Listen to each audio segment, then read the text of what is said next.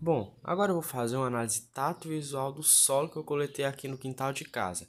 O solo ele está com a aparência um pouco de umidade, justamente porque aqui na cidade de Frutuoso Gomes teve algumas chuvas fortes e esse solo ele absorveu essa umidade. E a gente vê também que o solo ele tem a presença um pouco de torrões. O que são torrões? São aglomerados do próprio solo. Você percebe aí? São tipo rochinhas do solo. É isso.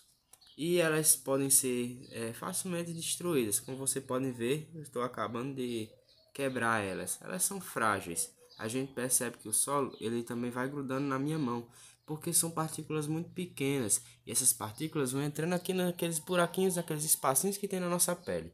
Por isso vão ficando aqueles pontinhos brilhantes, aqueles pontinhos do solo. São justamente por causa disso, os sedimentos e os minerais na nossa pele. Você percebe que o solo é até bastante quebradiço. Só em eu arrastar meus dedos, o solo já vai se desfazendo.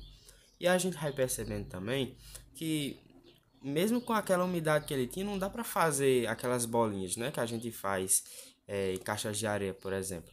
Você percebe também na minha mão, como eu tinha dito, aquele solo grudando na minha mão e as partículas brilhantes, né, os sedimentos e os minerais. Agora eu vou pôr um pouco de água para a gente analisar melhor como o solo vai reagir. A gente já percebe que o solo já está absorvendo a umidade da água e ele absorveu até que rapidamente.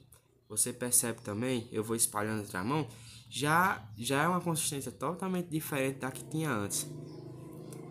Eu vou espalhando, você já percebe que ele já vai sujando minha mão e não tá mais aquele negócio caindo, né?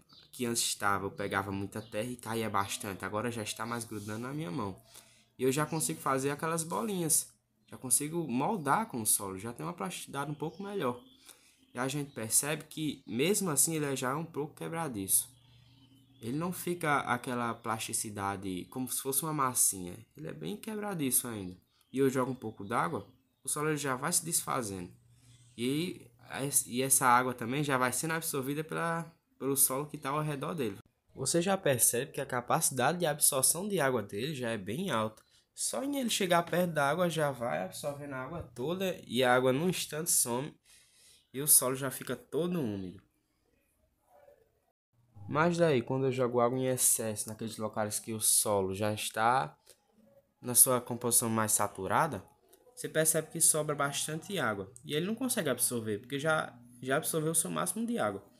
Já quando eu jogo naquelas áreas mais secas, você percebe que é bem perceptível a capacidade de absorção dele, ele absorve num instante.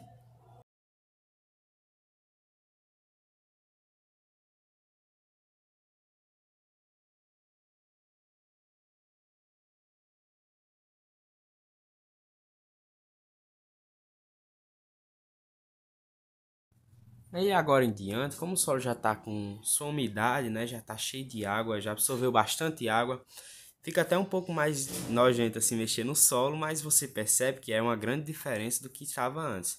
Antes estava um solo mais quebradiço, algo que dava para fazer aquelas bolinhas, né? Já aí não.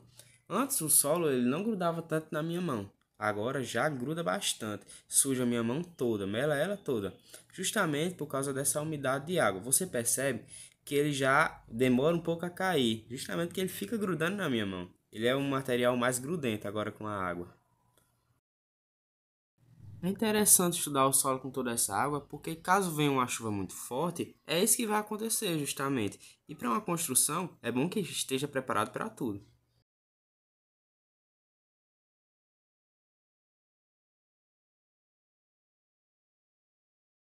E agora com minha mão suja, você percebe eu tentando soltar esse solo e ele grudando na minha mão, justamente. Ele está um material mais grudento do que estava antes.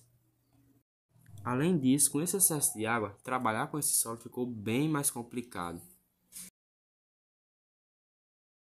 Agora a gente vai ver como o solo reage na água, a dispersão dela em água. Bom, como vocês podem ver, eu peguei um copinho de vidro com água e peguei aquele material que eu estava trabalhando antes.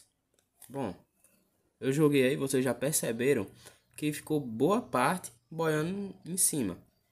Isso porque todas as características desse solo que eu tenho dito antes, são características de um solo já mais argiloso.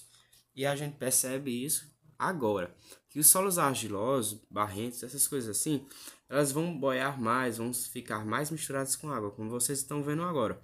Ela vai ficar uma água mais barrenta, uma água mais turva, como vocês estão vendo, mas mesmo assim vai ter aquele material no fundo, porque o solo é um material, é aquele material mais grosso, mais volumoso, e por isso que ele tende a baixar no chão.